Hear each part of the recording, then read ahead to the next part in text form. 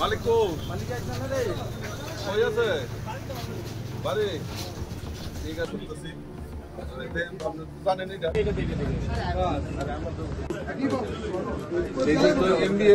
তুমি এই যে জিএসটি রিডিউস হয়েছে এটা তোমার কি মনে হয় কি মানে কি হয়েছে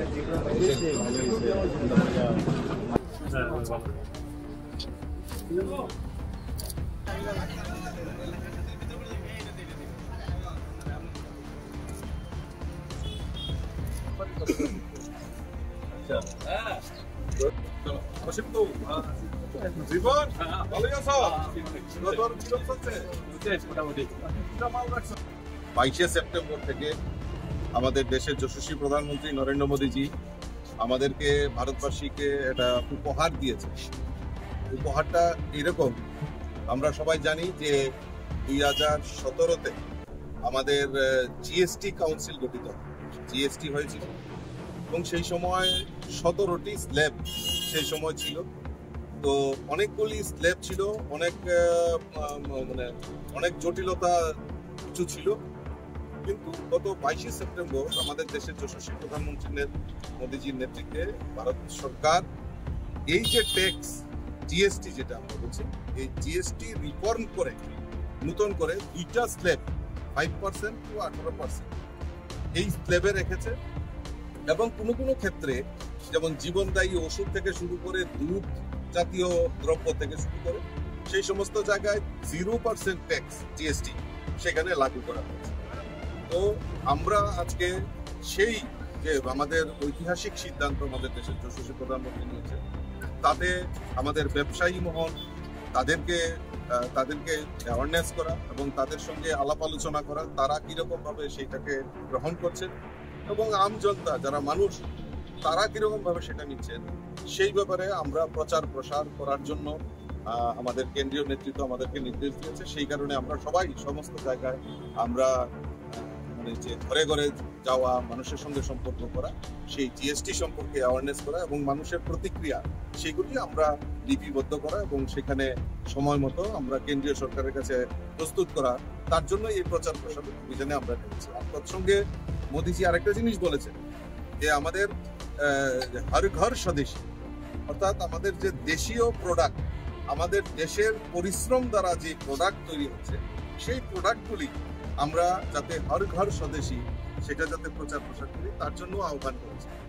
ইতিমধ্যে আমি যখন বাজারে এসেছি বিভিন্ন জায়গায় আমি দেখছি যে দেশীয় প্রস্তুত মেক ইন ইন্ডিয়া সেই প্রোডাক্ট এখন অলরেডি মার্কেটে চলে এসছে এবং ওনারা আনন্দের সঙ্গে ওনারা উল্লেখ করছে যে আমরা গর্ববোধ করি যে ইন্ডিয়ান প্রোডাক্ট, অর্থাৎ আমাদের দেশীয় প্রযুক্তিতে এবং দেশের মেহনতি মানুষ যারা তৈরি করছেন, ধান ঝরাচ্ছেন, তাদের প্রোডাক্ট বাজারে এসছে। কিছুক্ষণ আগে আমরা জানি যে উৎসবের মৌসুম আমরা পরিলক্ষিত করছি। এই উৎসবের মৌসুমে আমরা আমাদের যারা ছোট ছোট বাচ্চা ছেলে মেয়েরা আছে তাদের তো মানে খেলনা সবচেয়ে বেশি তাদের বেশি আবদার থাকে।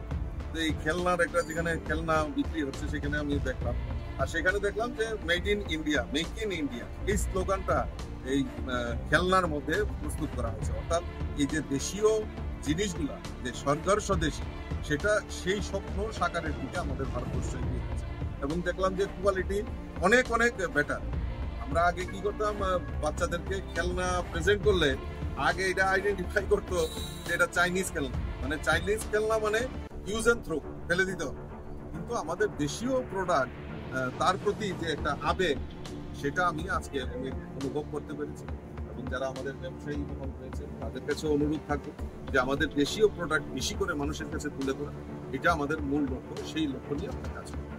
দেখা গেল বাজারে যেমন বুঝছিলেন ক্রেতা বিক্রেতা সবার সঙ্গে কথা বলছিলেন, তাদের কিরকম প্রতিক্রিয়া পেয়েছেন? না, তাদের মধ্যে তো দেখুন, আজকে আমরা ইন্ডিয়ান ইকোনমি 4th পজিশনে আছি। আমাদের মোদীজির লক্ষ্য যে 3rd ইকোনমিক কান্ট্রি, সেই লক্ষ্যমাত্রা রেখে কাজ করছে। এখন বৈদেশিক আপনারা বলতে পারেন যে আমেরিকা টেরিফ লাগিয়েছে, এসব কোনো কিছু না। যখন আমাদের এই মেক ইন ইন্ডিয়া, আজকে আমরা গর্ববোধ করতে পারি যে অ্যাপেল ফোন যেটা সবচেয়ে মডার্নাইজ, যেটা আইফোন 17 লঞ্চ হয়েছে, কোথায় ম্যানুফ্যাকচারিং? ইন্ডিয়াতে। আজকে দেখলাম যে সবচেয়ে বেশি মার্কেটিং আমাদের ইন্ডিয়াতে এই আইফোন 17 নিয়ে দেখলাম বিভিন্ন জায়গায় যেখানে আপেল শোরুম রয়েছে সেখানে মানুষের উপচে পড়া ভিড়।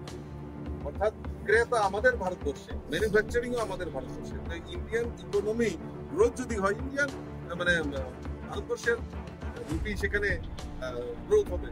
আর ওই টেরিটরি যতই লাগাক, ভারতবর্ষের ইন্ডিয়ান যে গ্রোথ সেটাকে কেউ রুখতে পারবে না। মোদিজি সেই দিশাতে আমাদের ভারতবর্ষকে